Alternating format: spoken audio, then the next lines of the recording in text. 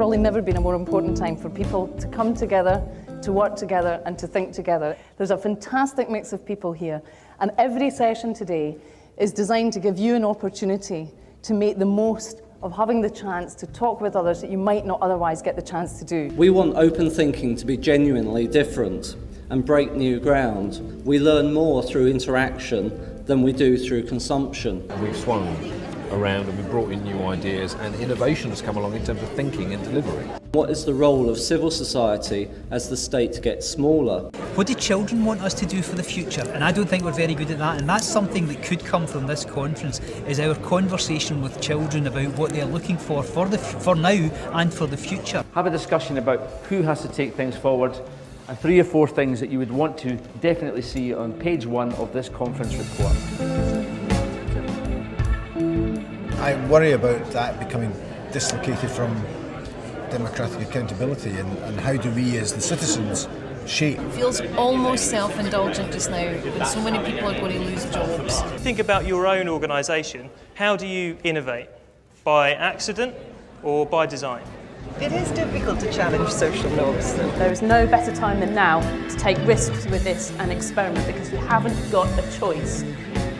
The big society might be a powerful and positive idea in the areas which you work in to serve people.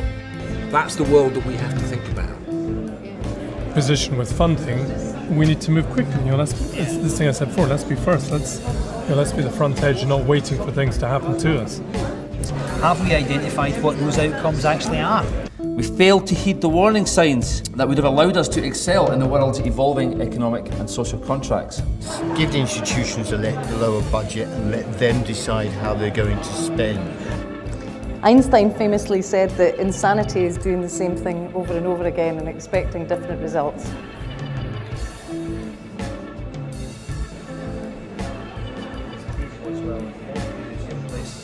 How do you capture the kind of creative capacity within your community, and how do you use technology to support that? I don't think technology is the whole answer.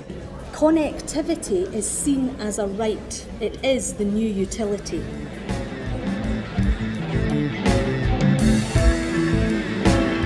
So rather than the innovation coming from the people who would be ultimately using and benefiting from the technology, so trying to change the sort of innovation away from it being purely for sort of commercial purposes.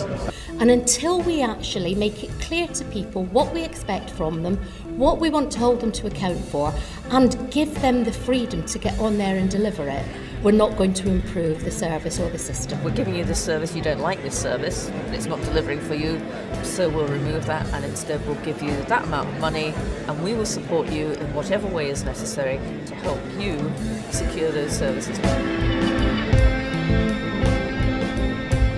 That public services won't exist as such, that the public service bit will be governance and policy setting, I think is what you said earlier.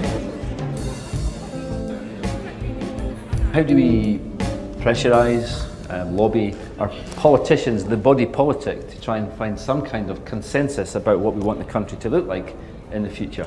Is that possible? How can we accept that the corporate model in Britain, based on short-termism, based on daft systems of governance, is actually part of the problem, not the solution?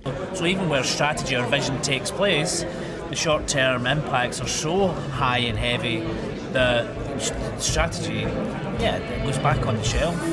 We are where we are because of a number of different steps down the political chain. Stop, rethink. Are you aware of employee ownership? I think an awful lot of the different business models that are floated about are a frustration because of that cultural inertia, and people saying, well, stuff it, we can't change the organisation, let's look at a different form of service delivery. Proper volunteering doesn't come cheap. It may be priceless, but it's not free. The important point is that we're here and we're having this discussion. David Hume, the Scottish philosopher, famously once said that the truth arises from disagreement amongst friends.